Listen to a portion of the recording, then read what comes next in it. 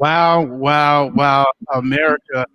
Afternoon Jam special edition live on 98.5 The Wire, Orlando, Florida, live on 103.7 The Beat. Muskegon, Michigan, live on Power 105.3 Ben Harbor, PA, Big Rob, John Covington. Man, I am kind of like speechless right now, Rob and John. And before I hit the go live button, I actually almost broke down in tears. Yes, yes, Lord. And watching him right now being led out in handcuffs by the deputies, he wasn't doing as much smiling as he was when he was on George Floyd's neck. Oh my God. Let me joined by Jay in Orlando, Florida. Family. I'm in the motherland right now. And so if my connection goes down, don't try to tell me, but I'm joined by my brothers, Jay in Orlando, Florida, Rob in Muskegon, John in Grand Rapids, myself in Accra, Ghana. Let's start off with you, JC. Your thoughts, man. My thoughts are, from what I could tell, from what I witnessed, from what I saw, from the testimonies that I heard, the jury got it right. And I personally, I didn't question this time whether or not the jury was going to get it right. I just think that, now not to say they always get it right, but I think that we're at a point in America where the jury has an opportunity to get it right. And I'm not saying that they've always gotten it wrong, but they have gotten it wrong aplenty. And it's very rare in America that even a police officer is charged, let alone convicted, found guilty of a charge. In the case of the Baltimore situation, where the district attorney charged those police officers in Baltimore, the powers that be did just the opposite of what they did in the Chauvin case. They came to the prosecutor's defense and said that the process that this guy, what he did was not a part of the what should have happened, and that he was guilty of the charges that he had been charged with. And so I would have been very surprised. Bro, I ain't gonna lie. I was nervous. I would have been very surprised. I was reading Michael Eric Dyson book, A Day of Reckoning, on my flight here. And this book, he wrote a letter to Emmett Till. Man, I can't talk about it right now. I'm gonna break down, bro. It's okay. Because I didn't feel they had a choice to get this one wrong. It felt like because they have gotten it wrong so many times, and we felt like we owed it to our ancestors and we owed it to a lot of the people that died in the struggle, man, and they name us out here, but they never got a chance to enjoy this moment that we're feeling right now. We owe it to them, man. And let me go to Jay, and then I'm gonna go to Rob. Jay, the youngest man on the block. What's your thoughts, brother? Can you hear me? Can you hear me? Yeah, I can hear you. Yeah, you kind of low, but I can hear you. Good? Yeah, we good. All right, my heart is with the family of George Floyd and the family of Emmett Till and the family of every black person that's been killed by this system. You were nervous. The fact that they played it up to the point to where it was even a question, I don't appreciate that. But my heart is with the family. Jay, your connection. Hopefully, this gives them some peace. Hey Jay, your connection is bad. I'm gonna bring Jennifer Ross in, then go to Big Rob. We got Jen Ross here. Jen, how you doing, sister? I'm doing good. Can you guys hear me okay? We can hear you great. We can hear you great. What's your thoughts on this verdict? Just relief, I guess.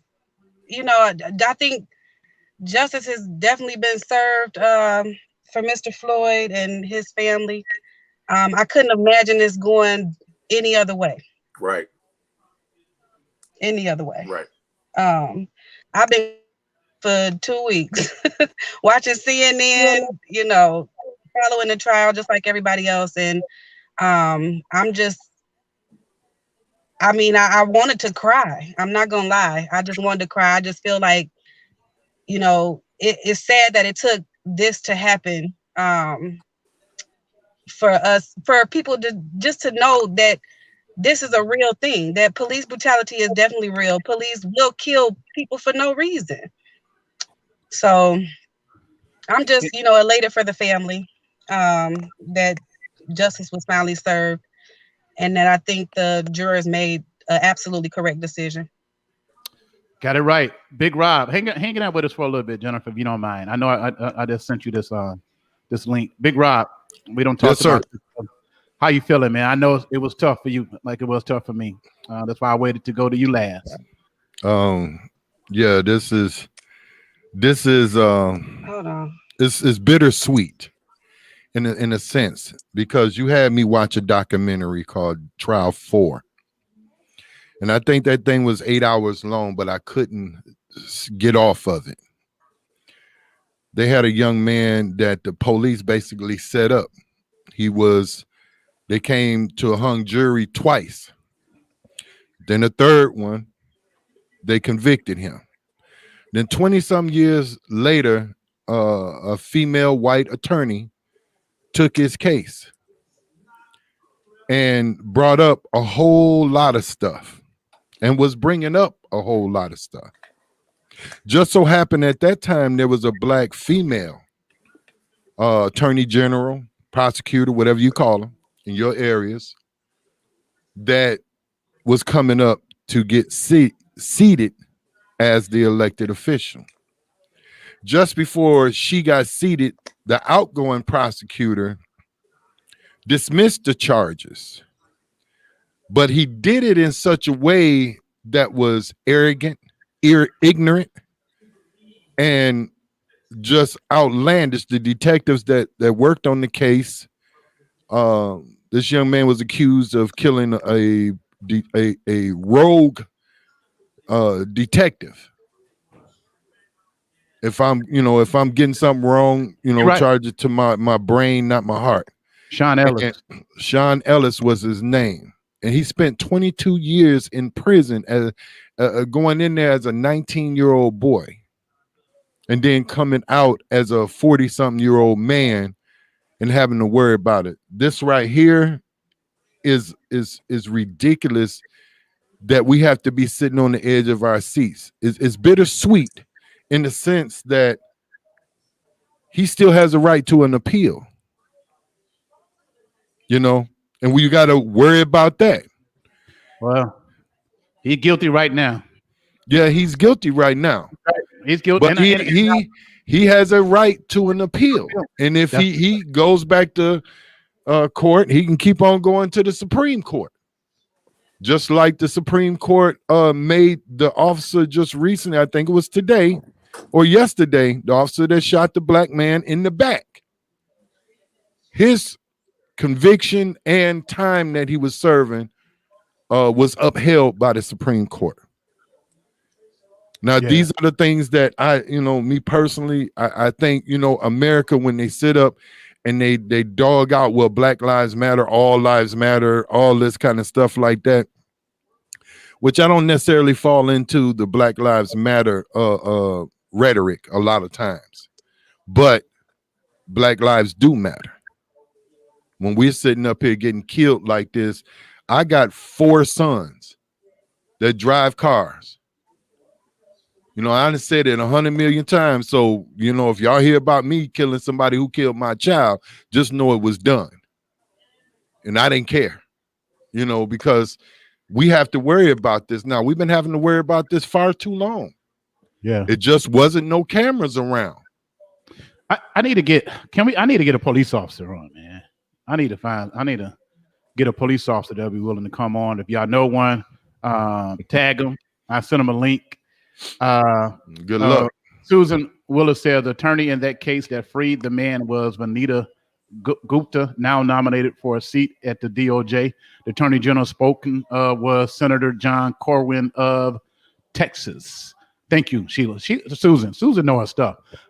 We got a lot of comments coming in. Jay in Orlando said, my heart is with George Floyd, loved ones, and every other black man, woman, and child that has been sacrificed to racism and just this justice.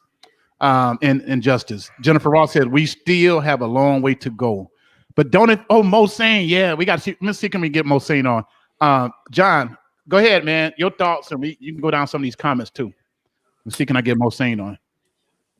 Yeah, my thoughts are, as I said in the open, and what Jen said. I honestly would have been surprised in this particular case had things been turned out different than what they did, and maybe that is this hope that I have for one day that we are a impartial, that we have an impartial justice system. Uh, Maybe it's, I felt that the evidence was overwhelming, indictful of Chauvin. And maybe it's a combination of things. But in all honesty, in the conversations that I've been having with people, private conversations, I said I'd be very surprised if this man was not found guilty. And when I'd see different posts on social media, and one of my cousins made a post last week, Orlando James, he made a post and said that he was going to be found innocent. And I wanted to type, no, I don't know about this one. But I didn't. And I've seen lots of posts from people that I know. And I just felt I was just in disagreement on this one this time. Not that we haven't seen it 100 times. Exactly, because times. We've seen it countless times. But I felt that this one was going to be different. And there's a jury made up. There was a diverse jury where half of the jury were people of color. And women get it right, bro. So you had 4 people. You had four people who were black, and you had 2 people who identified as mixed race. And the reason that it's called a jury of your peers is that it's supposed to be a jury of your peers. And in my opinion, it should look like the community in which we sit. And so a jury should not be all white. It shouldn't be all anything. A jury should be diverse. And with a diverse jury, you're more likely to have fairness. You're more likely to have all sides represented. You're more likely to have liberals and conservatives and people who are down the middle of the road, if you will. And so I just felt like this was the time, this was the case where there were going to be multiple guilty verdicts. We got the chief of police from Muskegon Heights, the big dog, the one and only Mohsen. Oh, Chief Maurice Sane. How you doing today, sir? Yeah, you got to get the right, PA. You know, we can't call him Maurice, none of that. No, Mohsen. We can't call none of it. It's got to be Chief. What up, Mo?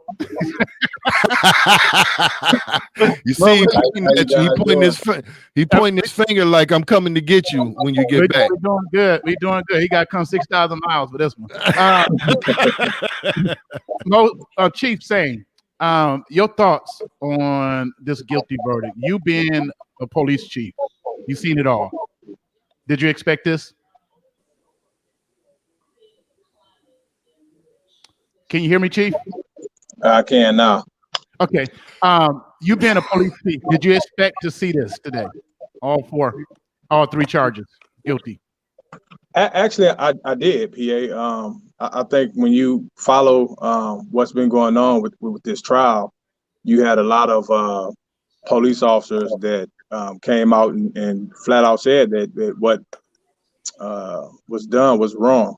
And I think in a lot of cases, you haven't had police officers come out and speak against what happened. So I think the evidence was overwhelming, and I'm upset that 2 lives has been changed. But I do feel that justice was served, and I'm glad we finally got to a point in this country where people can be held accountable.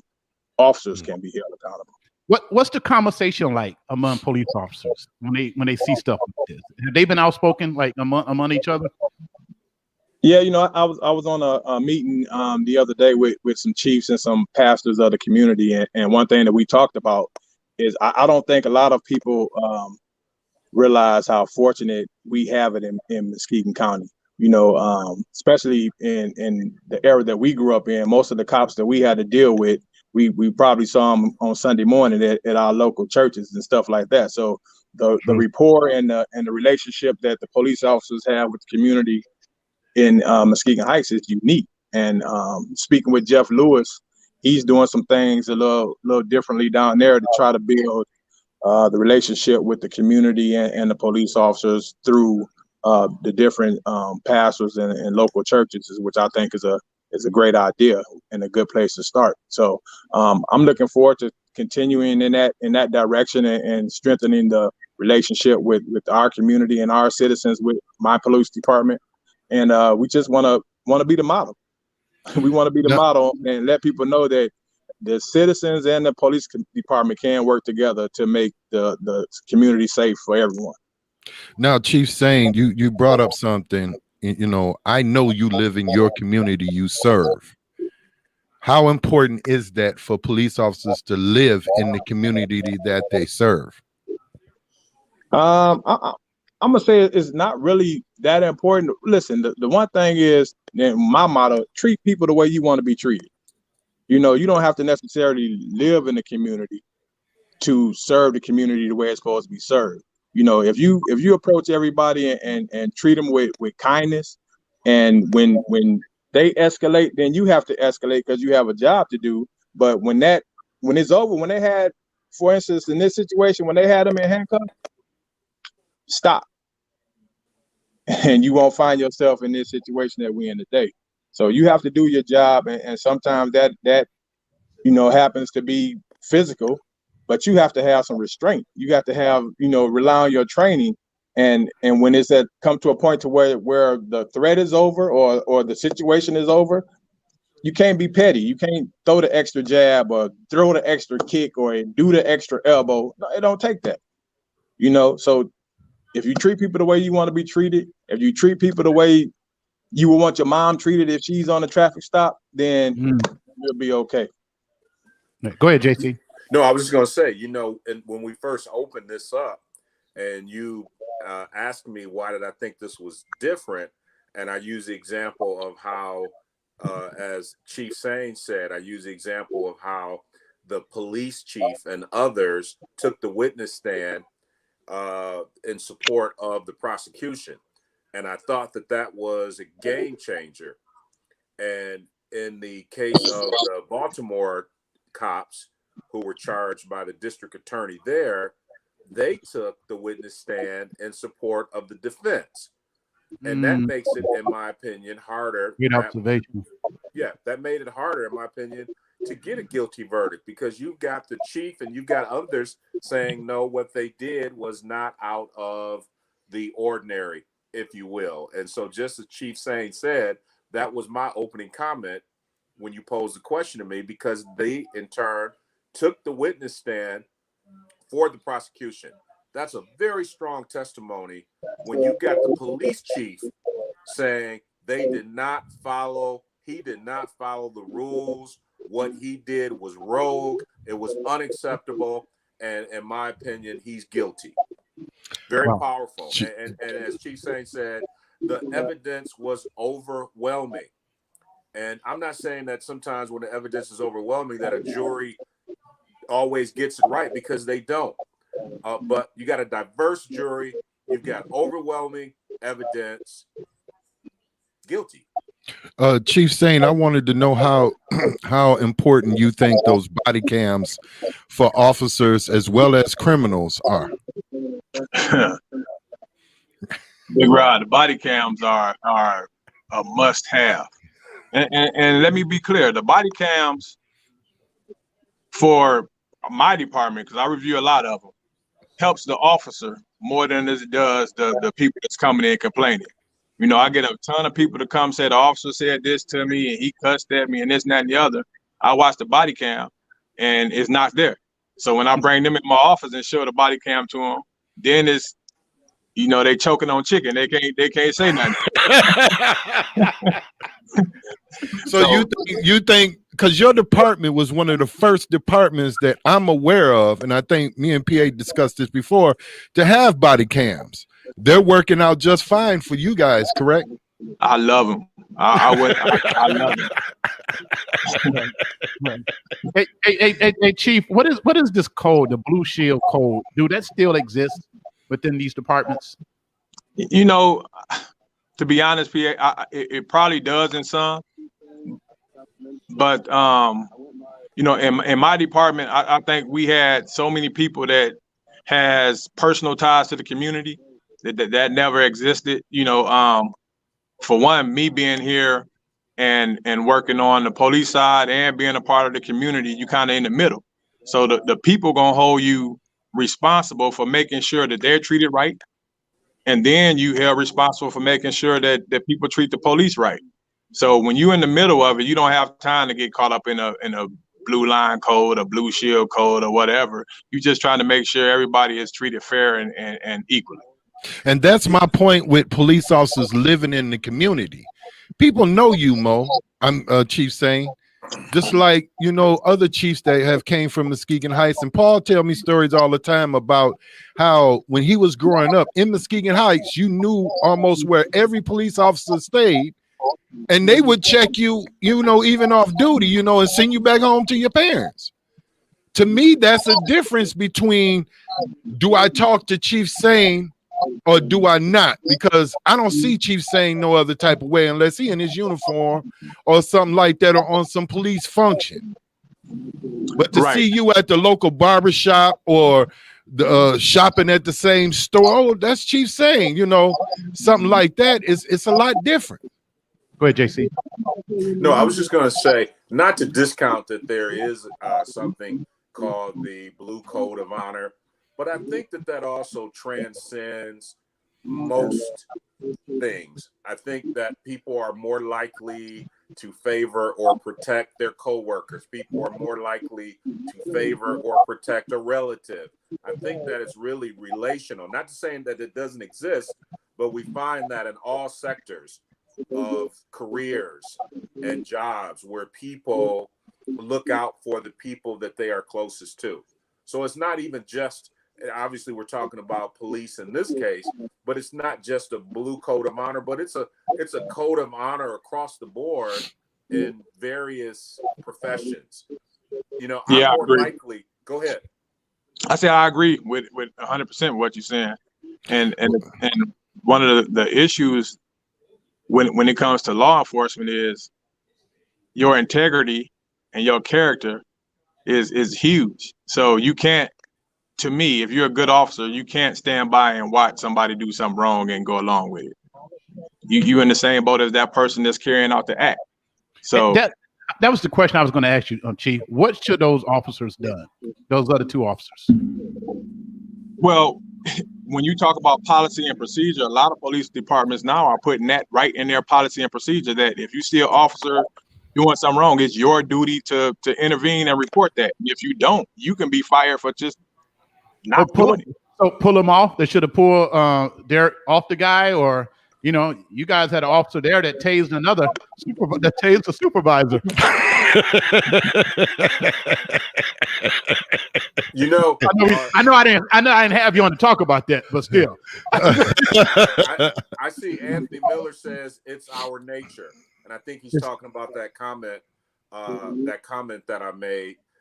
It's our nature, and we were talking about that code. You know, when it comes to protecting people, Who you talking to? assuming that's what he's talking about.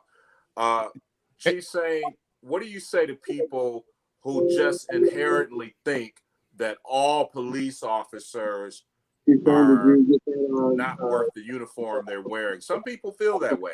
I don't personally, obviously. But what do you say to people who just think all cops are this way? Can you hold on just a second? Yeah. Okay, we got DJ Hilson. I got to bring DJ Hilson into the conversation. DJ Hilson, prosecutor in Muskegon County. We live on Orlando, Florida, 98.5, alive in Ben Harbor, Power 105.3, and live in Muskegon, Michigan, 103.7. Prosecutor DJ Hilson. I know you was watching this verdict being read. Look like you're cooking right now. But No, you got me when I got home. So I mean, everybody know you cooking now. You cook. that's right. That's right. In his suit that he wears to work. Your thought as a prosecutor on this whole verdict. Mr. Allen, can you go next, please?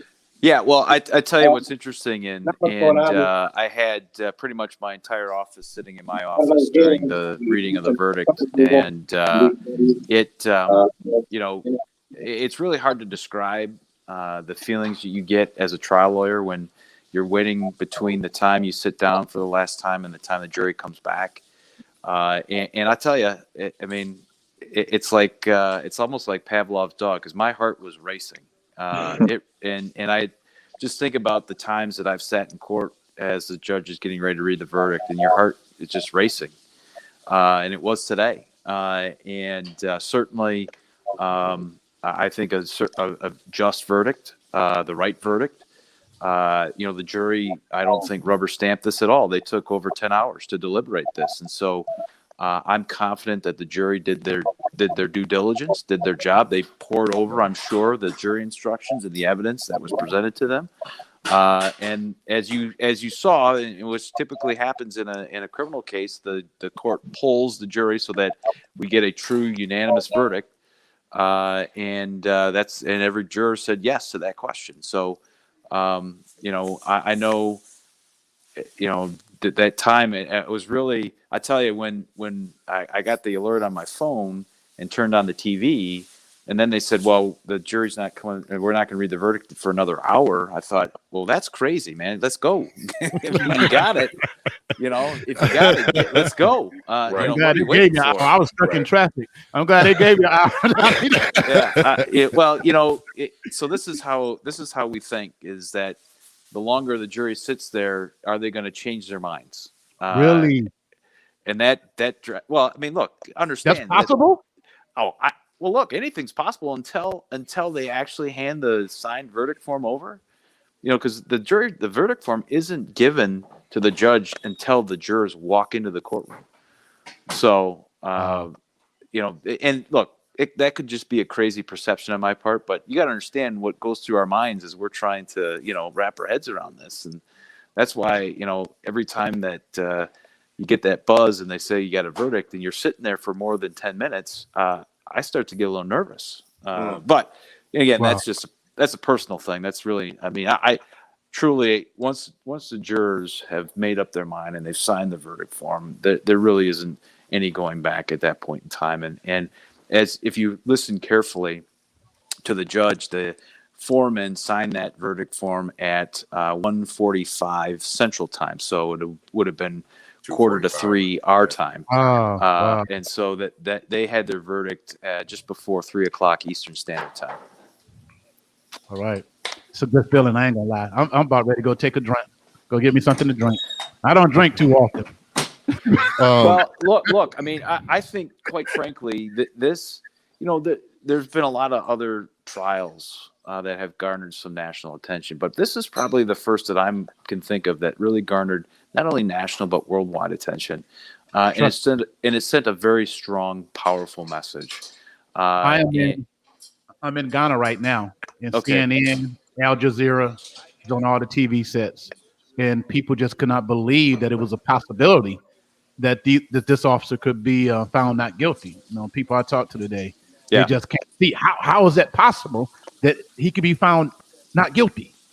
And I had to explain to them about the justice system and things we have been through. The Rodney King verdict, verdict that shocked everybody. So well, DJ, thank you for being available last minute, because I just text you and you were on in like 5 minutes. I feel honored, man. Hey, listen, it's my pleasure. I appreciate you guys reaching out, and driving home, I was just privately praying and thanking the prosecution team. I thought they did a fantastic job. And you know, the way that they methodically and systematically went through that, and how they called their witnesses and who they called. Obviously, they presented a case that the jurors couldn't say no to, and that, you know, as a prosecutor, my hat's off to that team. They did a hell of a job. They did. And I'm proud to say that I'm part of their club.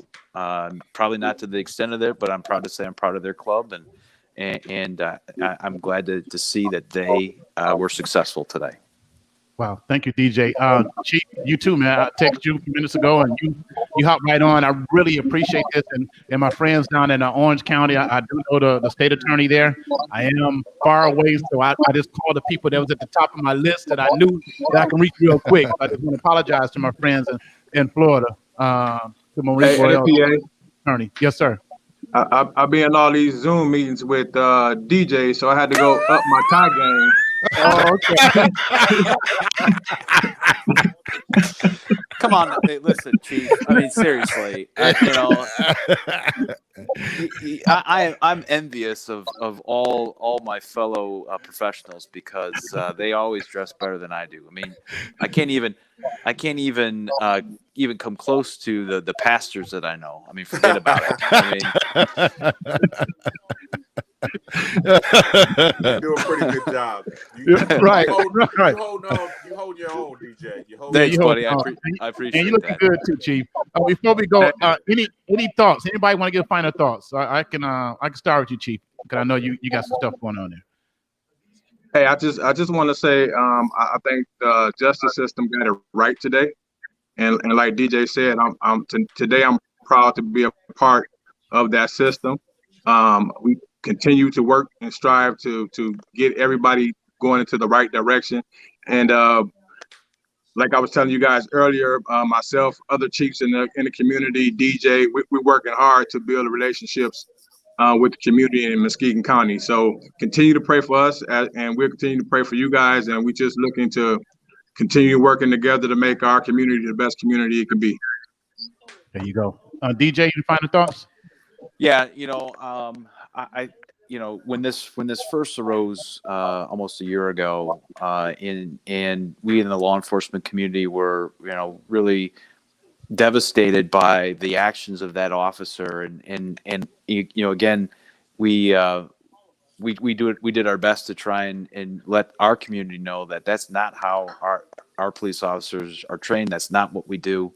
And today really puts an exclamation point on that. I mean, the sheriff was texting me earlier saying, "Hey, look, when you hear that there's a verdict, will you let me know?"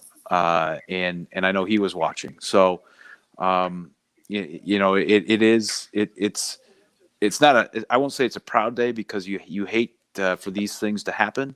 But certainly, to echo what Chief Sain said, this is a day that justice has prevailed. And you know, as I've heard the pundits as I was coming home, we still got work to do, and that's true here in Muskegon County. And that we're not giving up on our responsibilities and the efforts that we have up to this point. What we want to do after that as we work on those relationships. And so I know that my sleeves are still going to be rolled up. That I'm still going to be, you know, answering those hard questions from you guys, and we're going to get it done. We're just going to get it done. Thank you, DJ, man. I'm gonna thank you for joining us. UMO, we appreciate you, man. Yes. Anytime. Right. You guys call and I come. So I appreciate you. UMO was here, man. Y'all was here. So I appreciate you. Make sure you have a good day, okay? Yeah, you guys too. Yeah. All right. All right, John. John, give me your final thoughts, brother. You know, 2nd degree unintentional murder, guilty. 3rd degree murder, guilty. 2nd degree manslaughter, guilty. 3 guilties that I believe as it should be. That's my final thought. Roberto. Huh? Yeah. Earth to Roberto. No, I'm actively watching the Attorney General, Keith Ellison, and the prosecutors that tried this case. They're doing a press conference. And I didn't know until you told me, PA, that the prosecution office can hire an outside attorney to do this. And Blackwell, great job. That brother did his thing, man. Yes, he's guilty on all 3 charges. I hope when this comes up for an appeal, it's going to, that, he stays where he needs to go. I really hope they don't put him in PC. They go ahead and give Let him him be the free. same. Yeah, let him be free and give Let him him be the free. same rights and privileges that Hang they out. would, give Joe Blow, Back 40 act. right.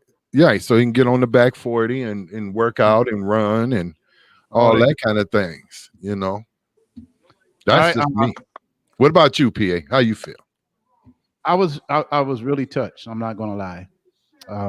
As a former military police, as a former correction officer, as a former person who had protests out in front of police stations, in front of the courthouse, in front of banks, demanding justice for Black folks. It really it felt like we got somewhere today. Finally, at this age, I can rest assured that somebody will be held accountable if they kill one of my kids, if a police officer kill one of my kids and unjustifiably. There's a possibility they finally gonna be held accountable. And I don't they didn't have that threat. They didn't have that threat back in Emmett Till. Those guys terrorized Emmett Till. The police played a role in killing Emmett Till. Mm-hmm. They played a role in some of these lynchings. And so I am I'm glad you guys was able to fill in the gap, because if I had to talk by myself, I probably would have broke down. I'm at a very sentimental point right now, because it was not just a victory for us. It was a victory for George Floyd and the countless other bodies that died, before him, that didn't have a voice, that didn't have a camera, didn't have cell phones, didn't have no witness, didn't have all this stuff available to them. There are other stories. So, whew, I feel good, and I know we got a long way to go, but man, it feels damn good to know we got this one right. We got it right, and it didn't take an all Black jury to get it right. America got it right. That jury reflected America. And lastly, I know I said I made my 10-second comment. No, you're good, bro. The jury didn't have one question. You know how a jury hands notes to the judge when they're deliberating? There might be 20 questions, there might be 30, there might be 50 questions, because they can't make up their minds and they're going back over the trial. And they did not hand off one question to the judge. And I said guilty on all 3 counts. They did not have one single question. They were clear about what it was that they were going to do. At least the foreman, the jury foreman, was clear. Somebody was clear, and right. Everybody else, if they weren't clear, they became very clear. Not one single question. That's a sign, in my opinion, that there is no doubt which direction that they're headed in. Wow. Before we go, Anthony Miller posted great news on 420. I've been seeing that post 420. What do that mean, John? You might want to ask. You might want to ask Roberto. John, Roberto, what do 420 mean, man? Weed day. How do that glorious day? How do it equalize? You want too much of an explanation, bro. It's good weed day. Let's just go with that. You know what, PA? It's just like we come up with days for everything else. How do we decide that particular Sunday was going to be Mother's Day? How do we decide that the 25th of December was going to be Christmas? How do we decide that day in June is Father's Day? I don't know how we come up with these days, but we come up with them, and somebody makes a whole lot of money off of them. DJ Q89 DJing a Get High party tonight. There you go. Oh somebody my God. making a whole lot of money off of 420. Well, they got another reason to celebrate now. Yeah. There you go. All right. Gentlemen, thank you so much. And thank you, sir, for being a fearless leader and well, nobody. all of that, man. We appreciate you. I know it's like a 10-hour difference of time, so it's probably about 3 o'clock in the morning there where you at. And you got up for this. I'm proud of you, man. Whatever. And thanks for not holding that blue wall of silence with me when I ran that red light and you told the police it was me. I wasn't gonna get the ticket. I was in the car with you. It wasn't me. He's like, it's him. You don't care about going to jail. You've been there. I won't survive. All right, PA, man. Y'all. All right. Thank you. God bless. And continue to pray for our country, but celebrate what happened today. Peace and blessings, guys. Take care. Going back to regular programming.